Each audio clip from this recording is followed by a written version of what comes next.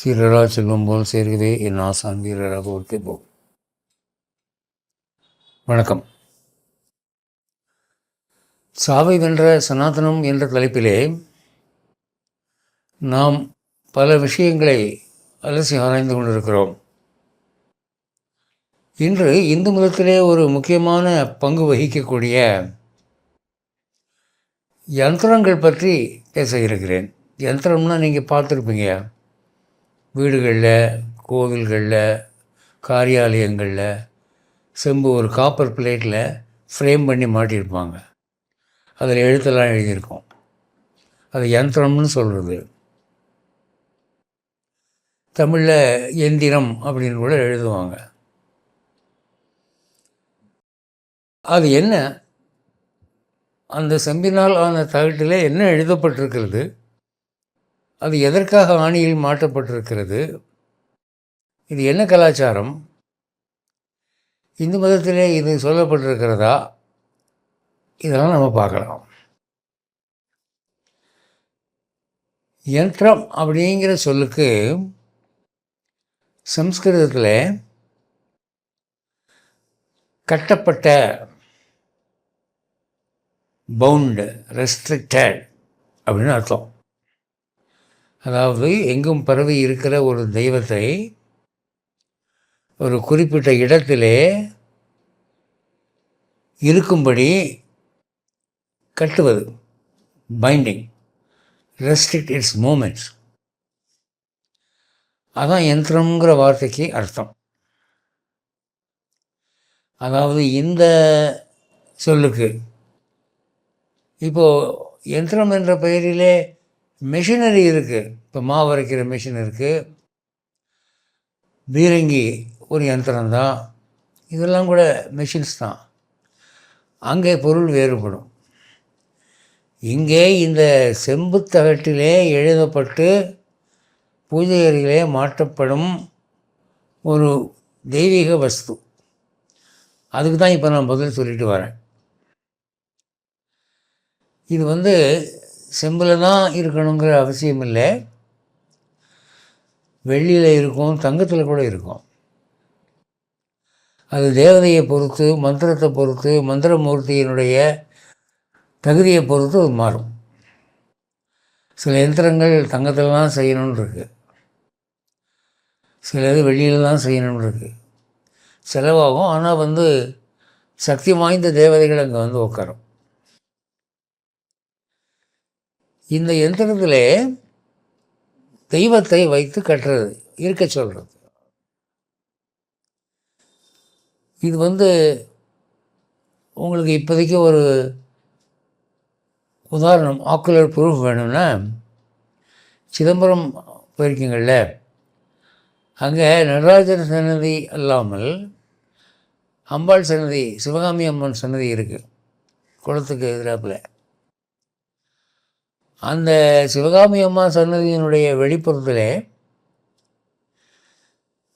இங்கேருந்து நேராக பார்த்தீங்கன்னா வலது பக்கத்தில் இந்த பிரகாரம் இப்படி சுற்றி வரும்போது வெளியே வர்ற இடத்துல ஒரு தனி சன்னதியில் கருங்கல்லால் ஆன ஸ்ரீசக்கர யந்திரம் ஒன்று வைக்கப்பட்டிருக்கிறது, பிரதிஷ்டை. நல்லா 4 அடி உயரத்துக்கு இருக்கும், பெருசாக இருக்கும், எழுத்தெல்லாம் தூரத்துலேருந்து படிக்கலாம். அது அந்த கோவிலுடைய வளர்ச்சிக்கு, ஜனங்களை ஆகர்ஷிக்க, பணத்தை ஆகர்ஷிக்க, திருஷ்டியை போக்க ஸ்தாபிக்கப்பட்டது ஸ்ரீசக்கர யந்திரம். இந்த சிதம்பரம் ரொம்ப மகிமை வாய்ந்த தலம். சைவத்தில் மதுரை எப்படி முக்கியமோ அது மாதிரி சிதம்பரம் முக்கியம்.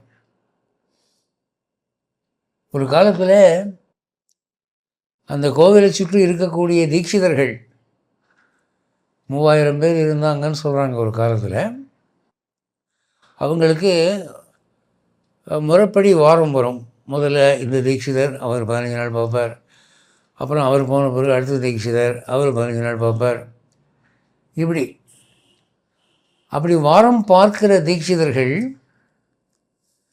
நடராஜர் சன்னதிக்கு வந்த உடனே டியூட்டி ஜாயின் பண்ண அன்னைக்கு ஒரு செம்பினால் ஆன எழுதக்கூடிய ஓலை மாதிரி ஒரு தகடை கொண்டு வந்து நடராஜர் சன்னதியில் வச்சுருவாங்க. வச்சுட்டு அவங்க 15 நாள் அந்த ஆராதனைலாம் பண்ணி அந்த வாரம் முடிஞ்ச பிறகு அவங்க போய் அடுத்த தீட்சிதர் வர வேண்டிய நாளில் அந்த தகடு எடுப்பாங்க. அது தங்கமாக மாறி இருக்கும். அதை கொண்டு போய் காசு கடை வீதியில் அதை கொடுத்து விற்று அந்த பணத்தை வச்சு அவங்க குடும்பம் நடத்துவாங்க. அப்போ அவங்க அரசனுடைய ஒரு மானியத்தை எதிர்பார்க்கவில்லை, சேவார்த்திகளுடைய மானியத்தையும் எதிர்பார்க்கவில்லை. தங்களுடைய ஆத்திக பலத்தினாலே சிவனுடைய அருளாலே செம்பு தங்கமாக மாற்றப்பட்டு அது விற்பனை செய்யப்பட்டு அந்த பணத்தை வச்சு அவங்க குடும்பம் நடத்தினாங்க. இது வரலாற்றிலே பொறிக்கப்பட்டுள்ளது. நீங்கள் ஏடுகளில் அது இருக்குது. பின்னாலே இந்த முகலாயர்களில் மாலிக் கஃபூர்லாம் வந்துட்டு போன பிறகு, வெள்ளையர்களுடைய ஆட்சி காலம் வந்த பிறகு அந்த சக்தி குறைஞ்சி போச்சு. காரணம் என்னென்னா, தீட்சிதர்கள் ஆத்திகம் இழந்தார்கள் கொஞ்சம் கொஞ்சமாக. ஏன்னா அவங்க நம்பிக்கையை பொறுத்து தான் அங்கே அற்புதங்கள் நடக்கிறது. அப்போ என்னாச்சுன்னா, இந்த செம்பு தங்கமாய் மாறக்கூடிய ஒரு நிகழ்வு நின்று போச்சு. அதுக்கப்புறம் அரசாங்கத்தினுடைய கையை எதிர்பார்த்தார்கள், சேவார்த்திகளுடைய உதவியை எதிர்பார்த்தார்கள். அப்படி தான் இன்றைக்கி வரைக்கும் அங்கே கதை நடந்துகிட்டு இருக்கு. ஆனால் ஒரு காலத்தில் அது ரொம்ப மகிமை வாய்ந்த கோயிலாக இருந்தது. இந்த யந்திரமெல்லாம் அதை சுட்டி காட்டுகிறது நமக்கு. ஒரு கோவிலில் ஒரு விக்கிரகத்தை, மூல விக்கிரகத்தை வைக்கிறதுக்கு முன்னாலே அங்கே முதல்ல யந்திர பிரதிஷ்டை பண்ணுவாங்க. செப்பு தகட்டிலேயோ தங்க தகட்டிலேயோ அந்த தேவதையை ஆவாகனம் பண்ணி அதுக்குரிய மந்திரத்தை எழுதி பீஜங்களோட அதை முதல்ல வச்சு நவரத்னங்கள்லாம் வச்சு தங்க காசெல்லாம் போட்டு அதுக்கு மேலே தான் விக்கிரகத்தை வைப்பாங்க. அஷ்டபந்தனம் அப்புறம் தான் நடக்கும். அதனால் என்ன ஆகும்னா, உங்களுக்கு விக்கிரகத்துக்கு செய்ய வேண்டிய நைவேத்தியங்கள் ஆராதனைகள் கொஞ்சம் குறைஞ்சி போனால் கூட யந்திர மகிமையினாலே அங்கே ஜன ஆகர்ஷணம் தன ஆகர்ஷணம் நடந்துக்கிட்டு இருக்கும். இந்த யந்திரத்துக்கும் விக்கிரகத்துக்கும் என்ன வித்தியாசம்னா, விக்கிரகத்தை கோவிலில் தான் வைப்பாங்க, வீடுகளில் பெரும்பாலும் வைக்கிறது இல்லை. வீடுகளில் வச்சா ரொம்ப ஆச்சாரமாக பார்க்கணும். கோவிலில் வச்சா நைவேத்தியம், நித்தியப்படி பூஜை, அர்ச்சனை, திருமஞ்சனம், உற்சவங்கள், புறப்பாடு இதெல்லாம் இருக்குது விக்கிரகத்துக்கு. ஆனால் யந்திரத்தில் அதே தெய்வத்தை ஆவாகனம் பண்ணி நீங்கள் வீட்டில் பூஜை அறையில் மாட்டினீங்கன்னா அன்னாடம் புஷ்பம் பூ போட்டால் போதும், பத்தி காட்டினா போதும், மற்ற சடங்குகள் தேவையில்லை. இதில் யந்திரங்கள் எல்லா தேவதைகளுக்கும் உண்டுங்க. அதர்வண வேதத்திலையும் யஜுர்வேதத்திலும் யந்திரங்களை பற்றி ரொம்ப விரிவாக சொல்லியிருக்கு. அது தவிர யந்திரங்களை பற்றி எடுத்து சொல்லக்கூடிய புத்தகங்கள், யந்திர ரத்னாவளி, இப்படி நிறைய புக்ஸ் இருக்குது. அதில் துஷ்ட தெய்வங்களுக்கும் யந்திரங்கள் சொல்லப்பட்டிருக்கு. அந்த துஷ்ட தெய்வங்களை அதில் ஆவாகனம் பண்ணி அதை எதிரியினுடைய நாட்டில் மாட்டி வச்சிட்டோம்னா அவன் அழிஞ்சு போவான். இந்த யந்திரத்தினுடைய ஒரு தனிச்சிறப்பு, அதை கோவிலில் தான் வைக்கணுங்கிற அவசியம் இல்லை. வீடுகளிலையும் இருக்கலாம், கடைகளில் இருக்கலாம், காரியாலயங்களில் இருக்கலாம். இந்த யந்திரத்தை ஒத்து பார்த்திங்கன்னா அந்தந்த தெய்வத்துக்கு ஏற்ற படம் இருக்கும். இப்போ மகாலட்சுமியான தாமரை படம் இருக்கும், ராஜராஜேஸ்வரனா சிங்க படம் இருக்கும். அதுபோல் சங்காழ்வார், சக்கரத்தாழ்வார், நரசிம்மர் எல்லோருக்கும் யந்திரங்கள் இருக்குது. அந்த யந்திரங்களில் வரைய வேண்டிய படம் என்னங்கிறத நூல்களில் சொல்லியிருக்கு. அந்த படத்தை விட அதில் ஒரு மந்திரம் எழுதுவாங்க. அந்த மந்திரத்தை ஜெபிச்சு சித்தி பெற்ற மந்திரமூர்த்தி தான் ஒரு யந்திரத்தை ஸ்தாபிக்க முடியும். சும்மா எல்லோரும் செய்கிற வேலை இல்லை அது. அப்போ அவங்க ஜெபிச்சு அந்த எந்திரத்தில் அந்த தெய்வத்தை இருக்க வைக்கிற போது கோவிலில் விக்கிரகங்கள் இருக்கிற மாதிரி இந்த எந்திரத்தில் அந்த குறிப்பிட்ட தெய்வம் வந்து உக்காந்துரும். இப்போ சௌபாகியலட்சுமி யந்திரம் இருக்கா, அந்த எந்திரத்தில் சௌபாகியலட்சுமியை கூப்பிட்டுட்டா அதை நீங்கள் பூஜை அறையில் மாட்டி வச்சிங்கன்னா மூதேவி முதலிய கெட்ட சக்திகள் அந்த வீட்டுக்குள்ள நுழையவே முடியாது. நம்ம கண்ணுக்கு தெரியாது, ஆனால் தெய்வ கண்களுக்கு அந்த யந்திரத்தில் இருக்கிற தெய்வமும் அந்த தெய்வம் தன் சக்தியினாலே தீயவற்றை விரட்டி கொண்டிருக்கக்கூடிய நிலைமையும் புரியும். இந்த யந்திரத்தில் திருஷ்டி யந்திரம் ஒன்று உண்டு, கண் திருஷ்டின்னு சொல்லுவாங்க. கண் திருஷ்டிங்கிறது வேறு ஒன்றும் இல்லை, பிறருடைய வாழ்வையும் மினுக்கத்தையும் கண்டு வயிறு எறியக்கூடிய ஜனங்கள் இருக்கிறார்கள். அப்படி வயிறு எறியும் போது என்ன ஆகும்னா, அவங்கவுங்க ஏதோ ஒரு சாமியை கும்பிட்டுருப்பாங்கள்ல, அந்த ரேடியேஷன் வந்து நெகட்டிவாக இவன் யாரை பார்த்து வயிறு எறிகிறானோ அவங்கள போய் கொஞ்சம் பாதிக்கும், இப்போ 100% பாதிக்கும். ஐயோ அவனுக்கு வாழ்வு வந்திருக்கே, நமக்கு அது இல்லையே அப்படிங்கிற ஒரு ஏக்கம். அந்த ஏக்கம் அவனுக்குள்ளே சித்தியாக இருக்கக்கூடிய அவனுடைய குலதெய்வத்தினுடைய அருளாலே கொஞ்சம் அவனை போய் பாதிக்கும். அதெல்லாம் பரிகாரம் பண்ணுறதுக்கு இந்த யந்திரங்கள் உதவுகின்றன. திருஷ்டி யந்திரம் பிரசித்தியாக இந்த நாட்டில் சொல்லப்படுவது ஜன ஆகர்ஷண யந்திரம், தன ஆகர்ஷண யந்திரம். ராமானுஜர் முதல் திருப்பதியில் இருக்கிறது பெருமாள் தான் அப்படி நிரூபணம் பண்ணின பிறகு அவர் வந்து பக்தர்களை அதிகமாக வர சொல்கிறதுக்கு ஜன ஆகர்ஷணம், பணம் நிறைய வந்து சேர்கிறதுக்கு தன ஆகர்ஷணம் பண்ணி வச்சார். அதில் தான் வந்து கூட்டம், உலகத்தில் எந்த கோவிலும் இல்லாத கூட்டம் அங்கே இருக்குது. அதுக்கப்புறம் இடையில வந்து பின்னால் ராமானுஜர் காலத்துக்கு பின்னாலே கோவில் அர்ச்சகர்கள் புறக்கணிப்பாக இருந்ததுனாலே அந்த நாட்டு ராஜா என்ன பண்ணால் அந்த அர்ச்சகர்களை விரட்டி விட்டு கோவிலை பூட்டி போட்டான். 12 வருஷம் திருப்பதி கோவில் விளக்கு இல்லாமல் இருந்தது. அப்போது வியாசராஜர் காலம் அவர் வந்தார், இது ரொம்ப ஒரு சக்தி வாய்ந்த கோவில், இதையே இப்படி பூட்டி போட்டு வச்சுருக்கிறீங்கன்னு சொல்லி அவர் வந்து புனராவாகனம் பண்ணி புனர்பிரதிஷ்டை பண்ணி யந்திரங்களை மறுபடியும் அவர் ஸ்தாபகம் பண்ணி அவருடைய மகிமையினாலே, இந்த வியாசராஜர் யார், நம்ம ராகவேந்தருடைய முந்தின அவதாரம் தான். அதுக்கப்புறம் கூட்டம் வர ஆரம்பித்தது, பணம் வர ஆரம்பித்தது. இந்த யந்திரம் பவர்ஃபுல்லாக இருந்தால் என்ன ஆகும்னா, நாட்டு மக்களுடைய மனசில் நம்ம அந்த கோயிலுக்கு போகணும்னு தோணும். வேண்டுதல் வைக்கும்போது வேறு கோயிலுக்கு வைக்காமல் அந்த கோயிலுக்கு வச்சா என்னன்னு தோணும். அந்த உண்டியலில் 10 ரூபா போடுற இடத்துல 100 ரூபா போடணும்னு தோணும். அப்படி ஒரு யந்திரம் வந்து திருப்பதியில் ரொம்ப பவர்ஃபுல்லாக இருக்குது. பெருமாள் மகிமை தான் அது. அப்போது இவ்வளவு ஜனம் அங்கே ஆக்கர்ஷணமாகிறார்கள். ஸ்ரீரங்க ரங்கநாத பெருமாள் கோவிலுக்கும் இந்த மாதிரி நிறைய கூட்டம் வந்துக்கிட்டு இருந்துச்சு. அப்போ கேரள மன்னன் ஒருவன் இங்கே இருக்கிற அந்த பெருமாளுடைய ரேடியேஷன் மகிமையை தன் நாட்டுக்கு கொண்டு போகணும் அப்படின்னு ஆசைப்பட்டு ஒரு சக்தி வாய்ந்த ஒரு மந்திரவாதியை அனுப்பினான். அந்த மந்திரவாதி வந்து என்ன பண்ணினான், சக்கரத்தாழ்வார் சன்னதிக்கு பக்கத்தில் இருக்கிற ஜெயஸ்தம்பத்தினுடைய பள்ளத்துக்குள்ளே உட்காந்து ஒரு எந்திரத்தில் மூலவருடைய சக்தியை பூரா அப்படியே ட்ரான்ஸ்ஃபர் பண்ணுறான், இறக்கி அதை எந்திரத்தில் இறக்கி அல்லது இந்த பூர்ண கும்பத்தில் இறக்கி அதை கேரளாவுக்கு கொண்டு போயிடலான்ட்டு. அப்போ கோவிலில் அர்ச்சகராக இருக்கிறவர் யாருன்னா கூரநாராயணஜியர்.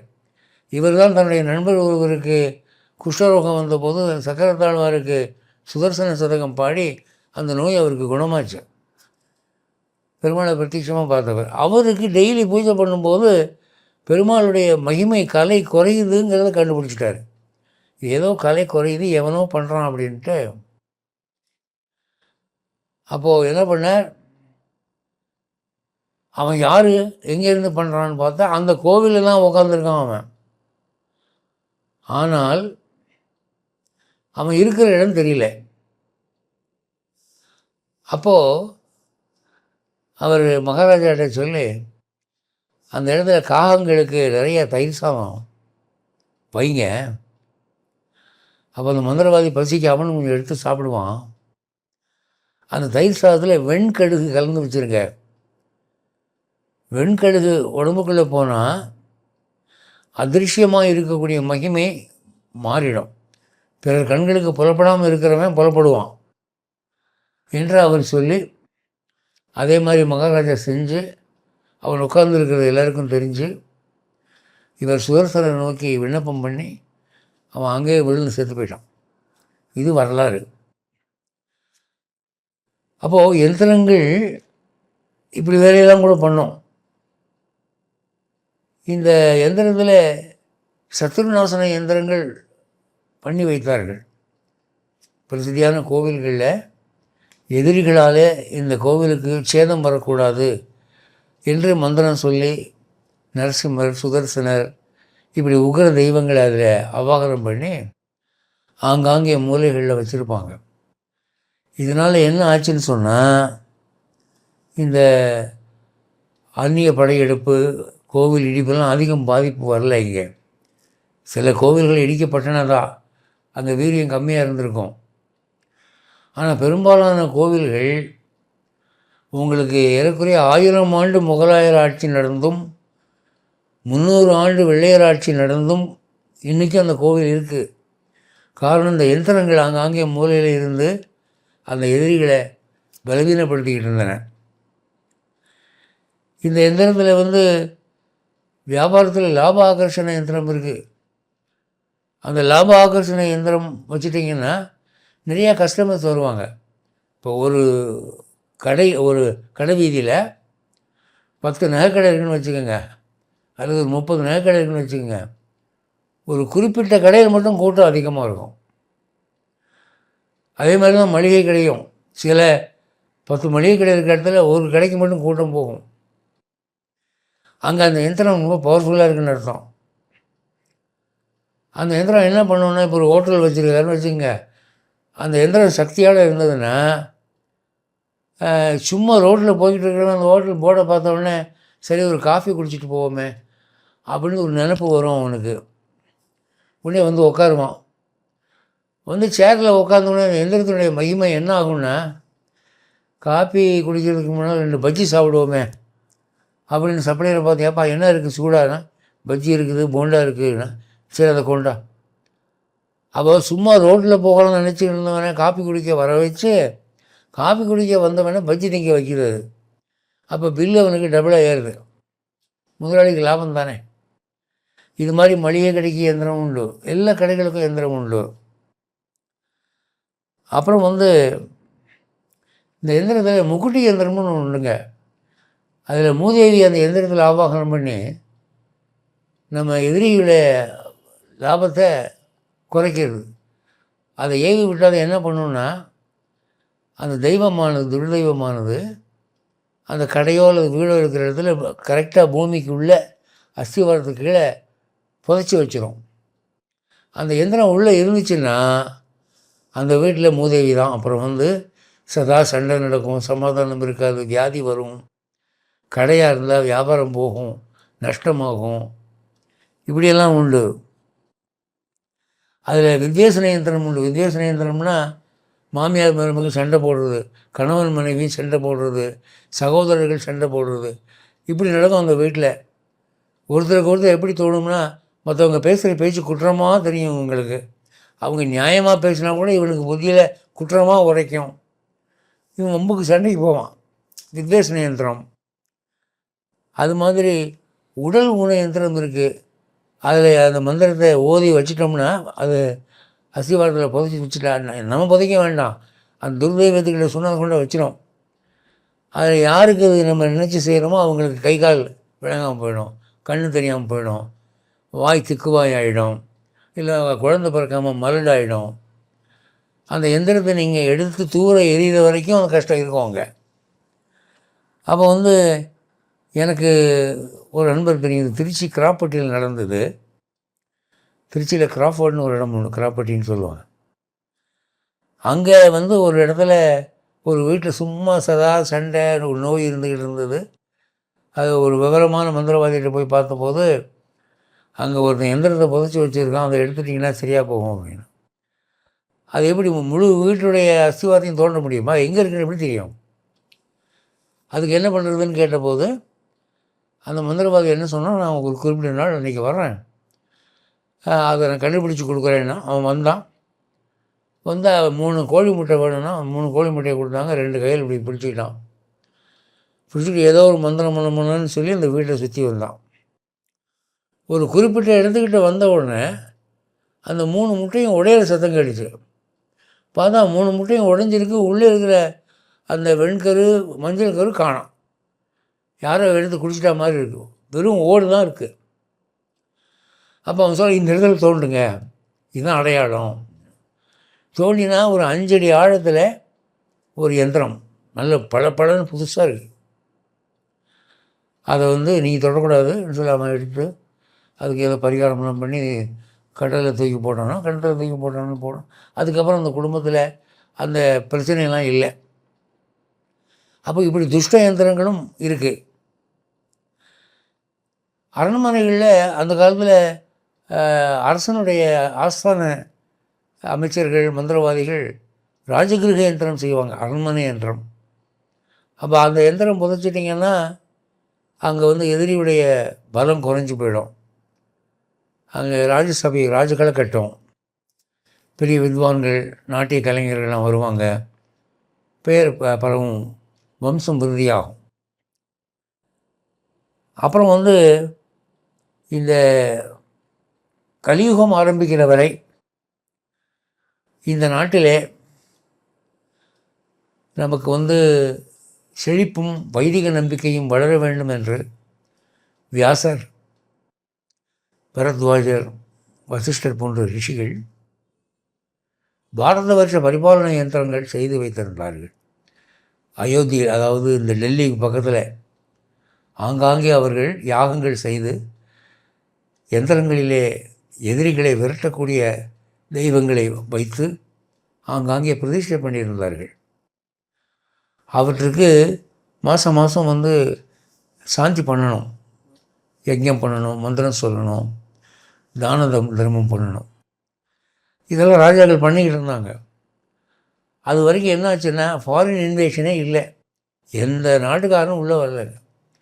காஷ்மீர்லேருந்து கன்னியாகுமரி வரைக்கும் இந்து தான் இருந்தான் இந்த நாட்டில், வேறு மதஸ்தன் இல்லை. பின்னால் ராஜாக்கள் சோம்பேறிகள் ஆகிவிட்டார்கள். அவங்க குடி கூத்தின்னு ஆரம்பிச்சிட்டாங்க, இந்த எந்திரங்களை புறக்கணித்தார்கள். என்னாச்சு, பாரசீகத்திலேருந்து முகலாயன் வந்தான், பிரிட்டன்லேருந்து பிரிட்டிஷ்காரன் வந்தான், டச்சுக்காரன் வந்தான், போர்ச்சுகீஸ்லேருந்து வந்தான்.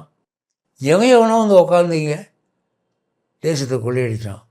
இந்த கஜினி முகமது அந்த கோவிலில் 17 முறை கொள்ளையடித்து கொண்டு போனான். 27 ஒட்டகங்கள் முதுகிலே தங்கத்தை ஏற்றி கொண்டு போனான்னு எழுதியிருக்கு. இதெல்லாம் இந்த எந்திரங்கள் மகிமையாக இருந்த வரைக்கும் நடக்கலை. இவங்க எந்திர பரிபாலனம் பண்ணலை, ராஜாக்கள் சுயநலக்காரர்களாக மாறிவிட்டார்கள். அப்போது இந்தியாவினுடைய வைதிகம் சரசரன்னு இறங்கி போகுது. இன்றைக்கி பார்த்திங்கன்னா இங்கே இந்து கோவில்களுக்கு சமமாக மற்ற மத கோவில்கள் இருக்கின்றன, மற்ற மத நிறுவனங்கள் இருக்கின்றன. நம்ம இந்து மதத்தினுடைய கொள்கைகளை நம்ம ஓங்கி சொல்ல முடியலை, பயமாக இருக்குது. அவங்க வச்சுக்குவான், இவன் சண்டைக்கு வருவான் அப்படின்னு பயப்பட வேண்டியிருக்கு. இந்து நாட்டிலே இந்து மதத்தை நம்ம போல்டாக பிரச்சாரம் பண்ண முடியலை, இந்து விஷயங்களை பேச முடியலை, அப்படி ஆகிப்போச்சு. காரணம், இந்த எந்திரங்கள் புறக்கணிக்கப்பட்டன. அந்த காலத்தில் ரிஷிகள் அந்த எந்திரங்களுக்கு விசேஷமாக பவர் ஏற்றிக்கிட்டே இருந்தாங்க. அப்புறம் இந்த ஒரு உதாரணம், சத்ரபதி சிவாஜி மகாராஷ்டிராவில் இருந்தான். அவனுடைய படைபலத்தை போல 100 மடங்கு அதிகமான படைபலம் உள்ளவன் அவுரங்கசீப். டெல்லியில் முழு இந்தியாவையும் அவன் ஆண்டுக்கிட்டு இருந்தான். அவனுடைய பணபலம், ஜனபலம், படைபலம் சிவாஜிக்கு இல்லை, சாதாரண ஆள். ஆனால் சமர்த்த ராமதாசர், ராகவேந்திரர், இவங்க 2 பேரும் சத்ரபதி சிவாஜிக்கு பக்கபலமாக இருந்தார்கள். சமர்த்த ராமதாசர் என்ன பண்ணார், ராஜலட்சுமி யந்திரம் வச்சார் அங்கே அரண்மனையில். அதன் விளைவு என்னாச்சுன்னா, அவுரங்கசீப் வந்து சத்ரபதி சிவாஜியை போல பன்மடங்கு வலிமை மிக்கவன். அவனால் சிவாஜியை கடைசி வரைக்கும் ஒன்றும் செய்ய முடியல. என்னென்னமோ பண்ணி பார்த்தான், தலைகடை நின்று பார்த்தான். இவனே அவனால் ஒன்றுமே செய்ய முடியல. இவன் ஆளும் குள்ளம், அவன் உயரமாக இருப்பான். பெரிய பெரிய ஆளுநர் அனுப்பி பார்த்தான், எல்லாம் அவங்க தான் தோல்வி அடைஞ்சாங்க. அப்போது மகான்களுடைய யந்திர மகிமை, மந்திர மகிமை ஒரு நாட்டை எப்படி பாதுகாக்குது பாருங்கள். அந்த நாட்டுக்கு படைபலம் கம்மி, ஜனபலம் தனபலம் கம்மி, எதிரிகள் பலசாலியாக இருக்கிறாங்க. ஆனால் கிருஷ்ணன் பாரத யுத்தத்தை ஜெயிச்சு கொடுத்த மாதிரி இவங்க தான் ஜெயித்தாங்க. அதனால பெரியவங்க சொன்ன இந்த விஷயங்களை நாம் விளையாட்டாக நினைக்கக்கூடாது. வீடுன்னு இருந்தால் அதில் பாதுகாவல் எந்திரங்கள் வைக்கணும். அதை முறைப்படி செய்யக்கூடியவங்க இருக்கிறாங்க, நாட்டில் இன்றைக்கி இருக்கிறாங்க. மாயவரத்தில் ஆனந்தாண்டபுரத்தில் ஒரு மந்திரமூர்த்தி இருந்தார், இப்போ அவர் பரம பதிச்சிட்டார். அவர் செய்து கொடுத்த எந்திரங்கள் என்னுடைய பூஜைகளில் இருக்குது. எனக்கு ரொம்பவும் ஒரு மனசு கஷ்டமாக இருக்கிற சமயத்தில் அந்த எந்திரத்தை எடுத்து நான் மடியில் வச்சுக்கிட்டேன்னா உடனே எனக்கு டிஃப்ரென்ஸ் தெரியும். அந்த மன வியாகுலம் மறையும், துன்பம் மறையும். ஏன்னா அதில் தேவதை பிரத்யட்சமாக இருக்குது. அவர் என்ன சொன்னார், வாசனையான புஷ்பங்கள் போடுங்க டெய்லி, அதான் நீங்கள் செய்ய வேண்டியது அப்படின்னு. அவர் பெரிய பரம்பரையை சேர்ந்தவர், தெய்வத்தை பிரத்யட்சமாக பார்த்தவங்க. இப்படி ஊருக்கு ஊர் இருந்தாங்க, எந்திரங்கள் செய்து மக்களுக்கு நன்மை செய்து பாதுகாக்கக்கூடிய மந்திரமூர்த்திகள் இருந்தார்கள். நாம் தான் அவங்கள விரட்டிட்டோம். கடவுள் இல்லை, கடவுளை கும்பிடுறவன் மடப்பைய அப்படிலாம் பேசி சாஸ்திரத்தை கொழுத்து கடைசியில் நமக்கே தீ வச்ச மாதிரி ஆகிப்போச்சு. நமக்கு தான் அது பூமராய் மாதிரி நம்ம தான் அது பாதிச்சது. ஒன்றும் இல்லை, இந்த கோவில்களில் விளக்கறியாமல் எத்தனை கோவில்கள் புறக்கணிக்கப்பட்டிருக்கின்றன. புதுசாக கோவில் கட்டுறதை விட இருக்கிற கோவிலை கவனிக்கிறது எவ்வளவோ பெரிய புண்ணியம். எத்தனை கோவிலில் விளக்கு எரியாமல் இருக்குது. அப்போ என்னாகும், அங்கே இருக்கிற விக்கிரகங்களில் வீரியம் குறையும், அடியில் இருக்கிற எந்திரங்களில் மகிமை குறையும். அப்போ நாடு தான் சுபிக்ஷம் குறையும். அதான் இப்போ நடந்துக்கிட்டு இருக்கு. ஒன்றும் இல்லை, நம்ம பூஜை அறையில் எல்லார் வீட்லேயும் பூஜை அறை இருக்குது, சின்னதோ பெருசோ இருக்குது. அதில் சாமியோட தான் மாட்டி வச்சுருக்கோம். அது சாதாரண படமாக தான் இருக்குது. அந்த படம் ஒரு விக்கிரகத்துக்கு சமமாக வீரியமுள்ளதாக மாற வேண்டுமானால் யந்திரங்கள் அங்கே இருக்கணும். அந்த யந்திரங்கள் அங்கே இருக்கும்போது தெய்வீகம் குடியேறுகிறது. அது சாதாரண படம் இல்லை, அது விக்கிரகத்துக்கு சமமாகுது அப்படிங்கிற மாதிரி. அந்த மகிமையை உணரக்கூடிய சக்தி உள்ளவர்கள் உணர்வார்கள். இப்போ அடியனுடைய ஆச்சாரியார் ஐயங்கார் சுவாமிகளுடைய திருமாளிகைக்கு வீட்டுக்கு நான் போனேன்னா அந்த பூஜை அறையில் எதில் போய் உட்காந்தா அப்படி ஒரு பாசிட்டிவ் ரேடியேஷன் வரும் பார்த்துக்கோங்க. அந்த வீட்டு விட்டு எந்திரிச்சு போகவே மனசு வராது. தெய்வ சாநித்தியம் அவ்வளோ பிரத்யட்சமாக இருக்கும். எல்லாம் அவருடைய மகிமை தான். அதாங்க எல்லா வீட்லேயும் இருக்கிற மாதிரி தான் அந்த வீட்லேயும் படங்கள் இருக்குது, படங்கள் தான் அது. ஆனால் அந்த படங்களில் தெய்வ மகிமை எப்படி ஆற்றலாக இருக்குது. அப்போ இங்கே உள்ளத்தில் இறைவன் பிறந்தால் இல்லத்தில் இறைவன் பிறப்பான். அதுக்கு இந்த எந்திரங்கள் நமக்கு உதவுது. இந்த எந்திரங்கள்லாம் கொட்டி கொட்டி விக்கிரகம் மாதிரி. ஆகவே நம்ம பெரியவர்கள் சொன்னது ஒவ்வொரு விஷயத்தையும் நாம் புறக்கணிக்கிறதுக்கு முன்னால் ஒரு தடவைக்கு 2 தடவை யோசிக்கணும். இப்போ இன்றைக்கி இளைஞன் என்ன தெரியுமா நினைக்கிறான், இது என்னது என்னமோ தகட்டில் எழுதி மாட்டியிருக்கிறாங்க, இது என்ன மந்திரவாதமாக, என்னப்பா வேணாம், இதெல்லாம் வேணாம், பக்தி மனசில் இருந்தால் போதுங்க. ஒரே ஒரு சாமி படம் டெய்லி ஒரு பற்றி எதுனா போதும், விடு, கடமையை ஒழுங்காக செய்யுங்க, அதுதான் பக்தி அப்படி பேச ஆரம்பிச்சிட்டாங்க இன்றைக்கி.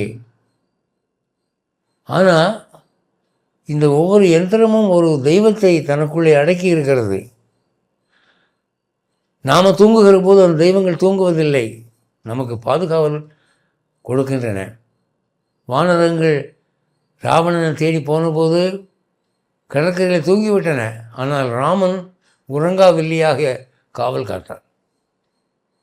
அரக்கர்கள் வந்து தின்னு போட்டால் என்ன பண்ணுறது? இந்த குரங்குகளை காவல் காத்தாங்க. அண்ணனும் தம்பியும் ராமனும் லக்ஷ்மணனும் இரவு முழுக்க காவல் காத்தார்கள். உறங்காவில்லிகளாக இருந்தார்கள்.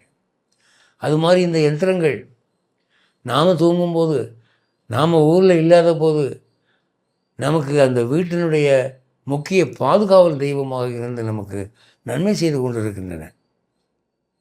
இப்போது சௌபாகியலட்சுமி யந்திரம், கனகலட்சுமி யந்திரம், நரசிம்ம யந்திரம், சுதர்சன யந்திரம், இதெல்லாம் வந்து சைவம் வைணவங்கிற பேதம் இல்லாமல் எல்லோருக்கும் பயன் தரக்கூடியது. அதை ஸ்தாபிக்கக்கூடிய வல்லமை உள்ள மந்திரமூர்த்திகள் இன்றைக்கி இருக்கிறாங்க. தேடி பார்த்து அவங்க கேட்குற சம்பாவனையை கொடுத்து அந்த எந்திரங்களை நம்ம வீட்டில் மாட்டி வச்சோம்னா திருமகள் தேடி வருவாள். குடும்பம் ஒரு ஆனந்த களஞ்சியமாக இருக்கும். சுபிக்ஷங்கள் வந்து கொட்டும். அப்போ நமக்கு தெரிஞ்ச ஒரு விஷயம் நம்ம ஹேண்ட்ஸ் ரீச்சில் இருக்குது, ஆனால் அதை நம்ம கொண்டு வர மாட்டேங்கிறோம். அப்படி ஏமாந்து போய் எவ்வளோ விஷயங்களை விட்டுட்டு இருக்கிறோம் நம்ம இன்றைக்கி. அதெல்லாம் வந்து ரொம்ப பரிகாசத்துக்குரிய விஷயங்கள். ஆகவே இந்த யந்திரங்களுடைய மகிமையும் அறிந்து, அந்த மகிமைகளை பிரசாதிக்கக்கூடிய மந்திர மூர்த்திகளையும் அறிந்து, அந்த மாதிரி ஒரு அத்தியாயத்தை நம்ம வாழ்க்கையில் தொடங்கினோம் என்றால் வாழ்வு வளம் பெறும் என்பதில் சந்தேகமில்லை என்று கூறி விடைபெறுகிறேன். மீண்டும் அடுத்த சனிக்கிழமை சந்திப்போம். ஜெய ஸ்ரீமன் நாராயண்.